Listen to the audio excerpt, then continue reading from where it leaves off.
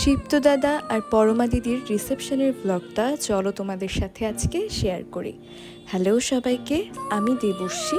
আজকে আরও একটা নতুন ব্লগ নিয়ে চলে এসেছি।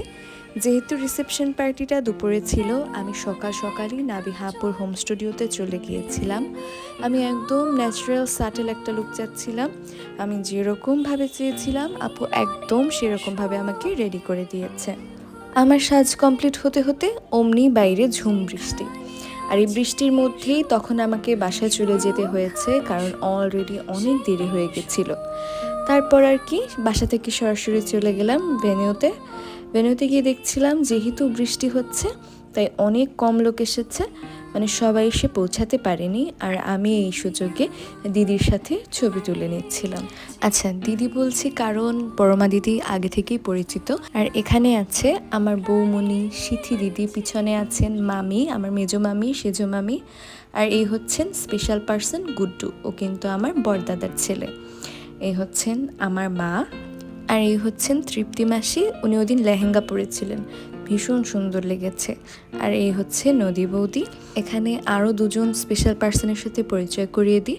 একজনের নাম রেখেছি আমরা গোল্লা, আরেকজনের নাম হলো ফড়িং, ওরা আমাকে পিপি বলে ডাকে। আর এই হচ্ছেন শিপ্ত দাদা। বৃষ্টিটা একটু কমতে শুরু করলেই সবাই একসাথে চলে আসে, তখন অনেক ভিড় হয়ে গিয়েছিল।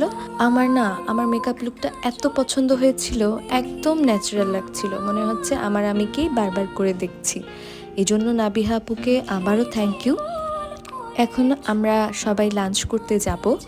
আর এই দিন লাঞ্চ করতে করতে বেশ দেরি হয়ে গিয়েছিল, তখন সম্ভবত 3:30 বা 4টা বাজে যখন আমরা লাঞ্চ করতে বসেছি।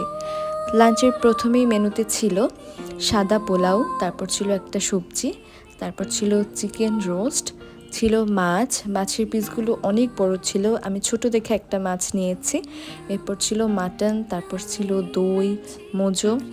সবটাই মজা হয়েছে, রান্না অনেক। আর এখানে আমার মায়েরা সবার সাথে কথা বলছিল, মানে মা, মাসিরা, মামারা, অনেক দিন পর তাদের সাথে দেখা হয়েছে। আর এখন ভাত কাপড়ের রিচুয়ালটার জন্য অ্যারেঞ্জ করা হয়েছিল সব কিছু। আমরা চলেই যাব, কিন্তু দাঁড়িয়েছিলাম এই রিচুয়ালটা দেখার জন্য, বিকজ আমি সামনে থেকে আগে কখনো দেখিনি এরকম। সবটাই বেশ সুন্দর ছিল, খাবারও মজা ছিল, আমরাও এনজয় করেছি।